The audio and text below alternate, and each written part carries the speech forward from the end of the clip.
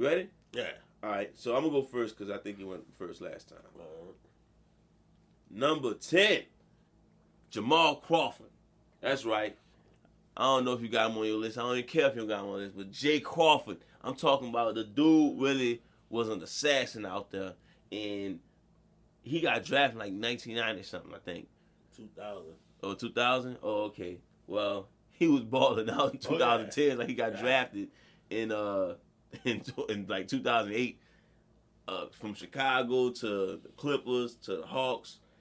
6th man of the year and one of the best behind the back dribblers that I've ever seen in my life. So, number 10. You remember he played for Portland and then he spent the year in Golden State.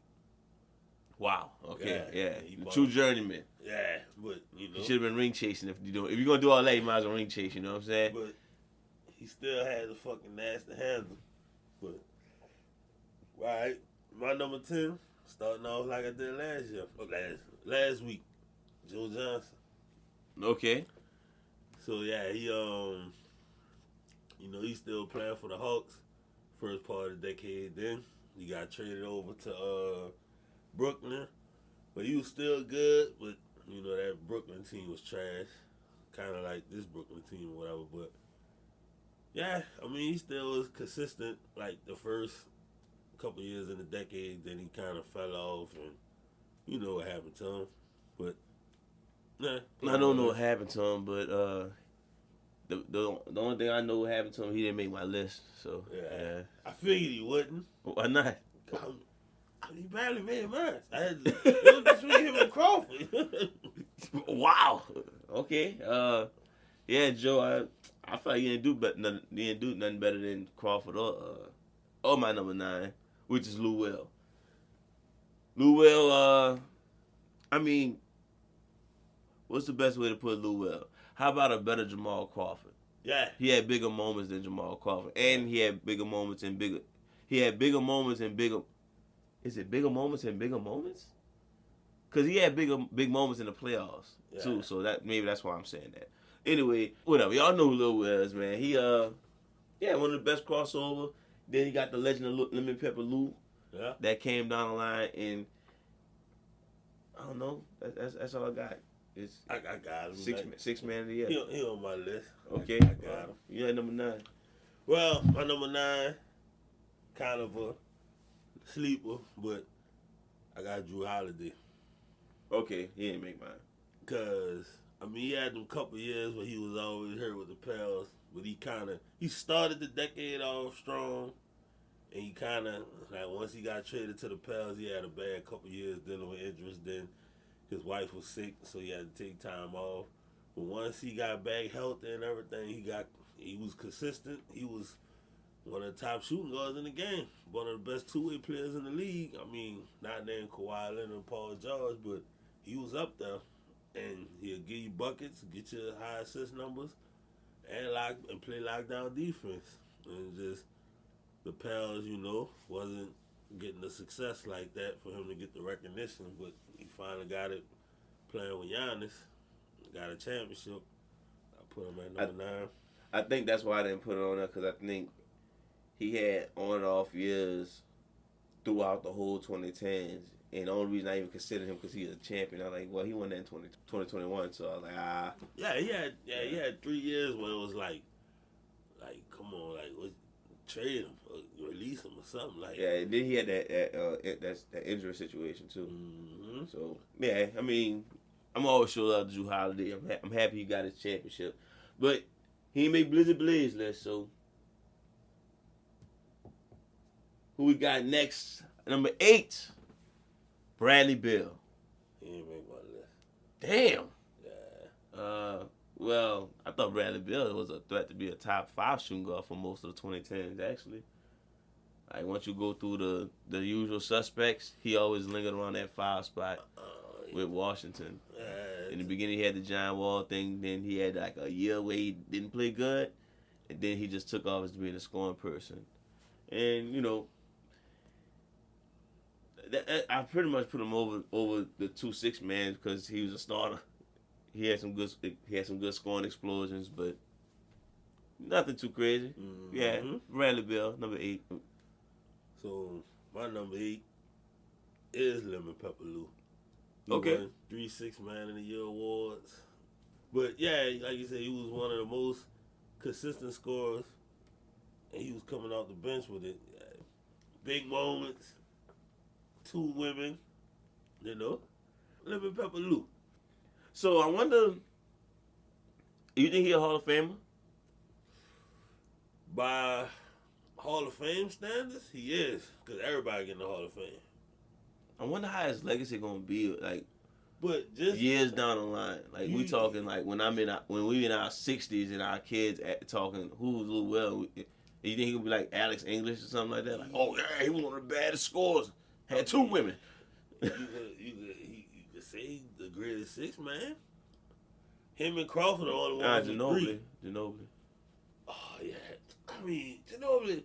The game got 12 minutes. Ginobili can- in there like 11:55 or something. Let me give you some advice because you need to work on your tone because you can hear you about to hate. Like you sighed so hard when I said Ginobili. Yeah, bro, he wasn't really a 6 man.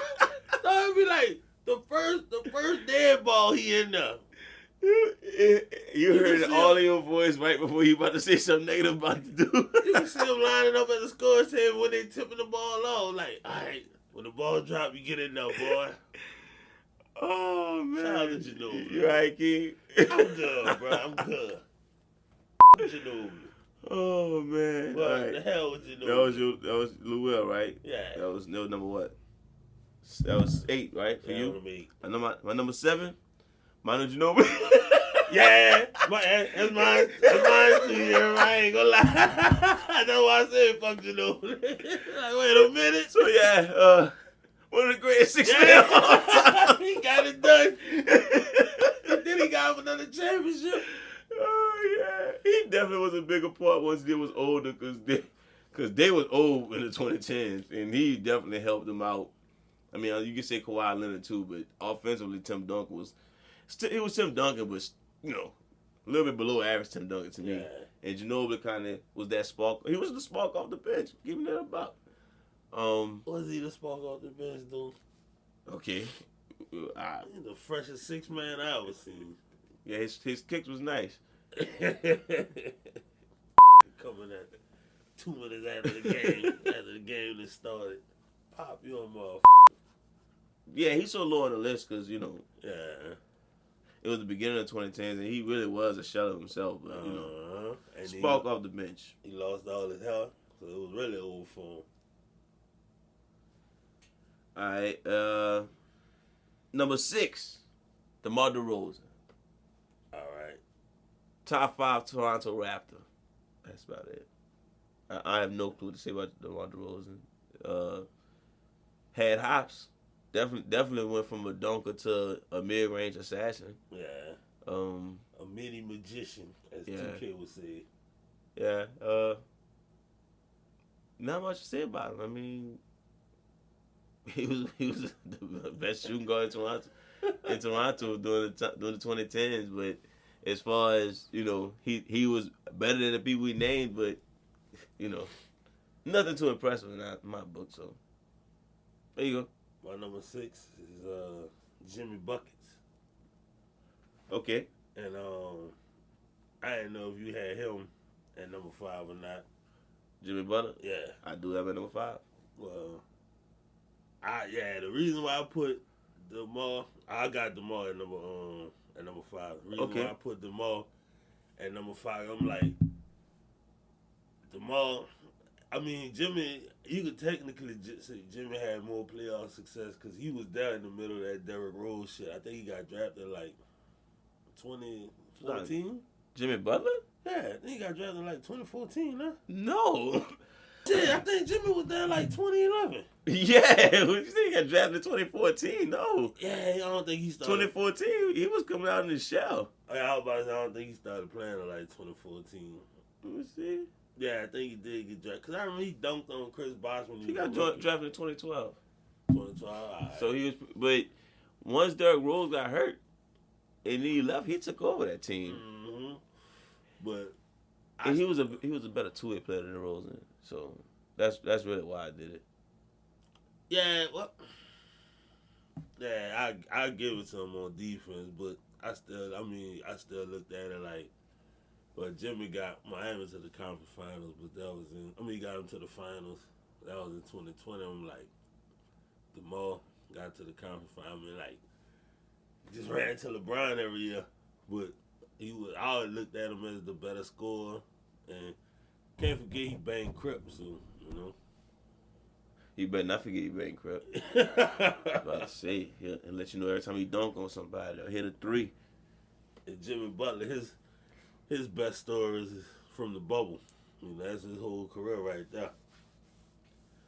Till he wins something, yeah. I mean, finals, Rachel Nichols, all that. Coffee. Yeah, I gave it to Jimmy Butler. Like you said, he my number 5. I think just because he was a two-way player, Right. and the Bulls are still relevant even after they lost Derrick Rose because of Jimmy Butler. So that's all. Even when Dwayne Wade got there, it was Jimmy Butler, Dwayne Wade, and Rondo. I like when he had Dwayne Wade with him because they be sitting there after every game. Our team trash. They playing like bitches. What the fuck wrong with them? Yeah, they was harsh. Right. Old school love. But wait, didn't he go to the Timberwolves in the 2010s too? He got him there at 18. Oh yeah. So yeah, I take Jimmy Butler. So yeah. All right, number 4. This is where it gets good at, right? Because we're trying to figure out who number 4 is, and like y'all should know, Dwayne Wade. Of course. Dwayne. Who else would it was gonna Wade. be? So 2-time champ. Yep. Great sidekick to LeBron. That's all it was. And then after that, he went on a road trip. Went to Chicago. Hey, Jimmy. They went to Cleveland. LeBron like, hey, we do this again. Nah, bro. Tell you what, Miami look. Hey, they miss you, bro. Hey. What happened to you, man? the streets of Miami looking for you, man. We're gonna trade you, send you back, man. We're gonna put you on a goodbye tour, man. And yeah, that was it. 2-time champ. That put him at number 4 above Jimmy Butler, but yeah, Dwayne Wade. Yeah, it's my number 4 also. D Wade. He was a great player. LeBron helped. I don't want to say he saved him, but LeBron enhanced his career a little further than what it should have been. Because if he'd have kept going as this one-man show, them knees would have been wrecked. True. True. He had probably maybe 2 more good years in him, and it'd have been Kobe from 2013 on down after that. They was technically wrecked during the Miami time also. That first year, it was a pretty strong year. And after that, it was over. Well, D-Wade, top 4. Nothing wrong with that. Top 3, though. I thought about this. I actually sat there like, wait, hold up. I like, hold up. Let me check something. Hold up. Like, let me see something. Let me look. Whoo. Number 3, Kobe Bryant. I put Kobe. Kobe. Only reason why I put, fuck it. It was technically 1 championship. Yeah. Technically 1 Finals MVP. And technically 3 fucking years. I shouldn't have cursed. But yeah, technically 3 years. But it was a hell of a 3 years, though. It was. MVP candidate all 3 years. But after that, we got the injury side, sat out, and then the 60-point game. Yeah. Pretty much after 2013, we got the 60-point game. That's the best we got. I mean, I was able to watch him a bunch of times when he came down here. I didn't give a shit if he had a couple of 15-point nights, 12-point nights. Well, one game, I think he tore his rotator cuff. Yeah. Middle of the game, had to leave, but we definitely wasn't watching prime Kobe during this time, but yeah, that beginning was so hot. It's better than everybody on the list that we didn't name. The carry job he did in 2013, man. But I had to give it up to number 2, just cause even from he played the whole decade. Yeah, he played the whole decade, and even with like the championships came late, he's kind of been consistent since he was a rookie. Like, he literally got better every year. And I mean, fuck it, Klay Thompson. I was gonna say it because I was like, I'm hoping about to introduce him. But yeah, he's got better like every year. And then the championships came. By the time the championship came, he was like, he was already clear, like, fuck it. He looked at KD like, shit, I'm glad you come and play. I mean, I'm going to get more shots. True. He developed a reputation of the second best shooter of all time, which he probably don't deserve. But hey, he got, they talking about it. So Who a better shooter than Clay outside of stuff? I mean, you could get an argument about Ray Allen and Reggie Miller. I give it to Ray Allen. I think all of them deserve a conversation. It's Steph than the rest, pretty much. If we keep it in the buck, it's Steph than the rest. But yeah, Klay Thompson never had an MVP, but definitely was a two-way player. You know what's crazy? He didn't really win too many all defensive teams, but just being the second or third best or fourth best. Damn, second, third, or fourth best on those championship teams. Yeah, he deserved love. I always put him third best. Well, Draymond. That's what I'm about to say. I personally think he's after Draymond. I know people don't like the flash of Draymond. I mean, they like the flash of Klay Thompson hitting threes more than Draymond helping out and being a pest on defense. But hey, I watched the 90s basketball. I know how important being a pest on defense is. And Draymond kicked people in the balls. That's 90s basketball all day. Exactly. Maybe Klay was the third best because Draymond took a giant step back when KD came. Yeah. Whoa, you ain't even gonna look at the goal no more. So maybe why shouldn't you got KD? Still look at the goal. My gosh, like come on.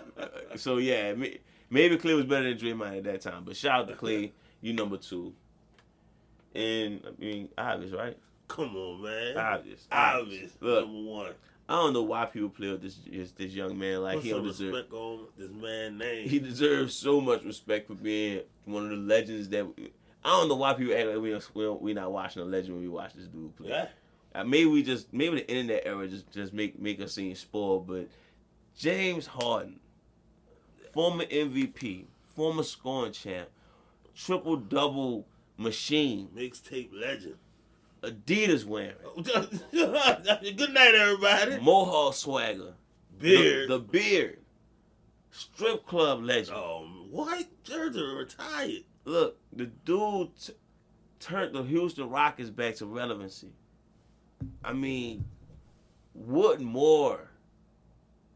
I can't say that about nobody else besides Kobe. And Kobe did it for 3 years. That's it. But James Harden went from being a 6-man with the Thunder to turn the Rockets into a legit threat.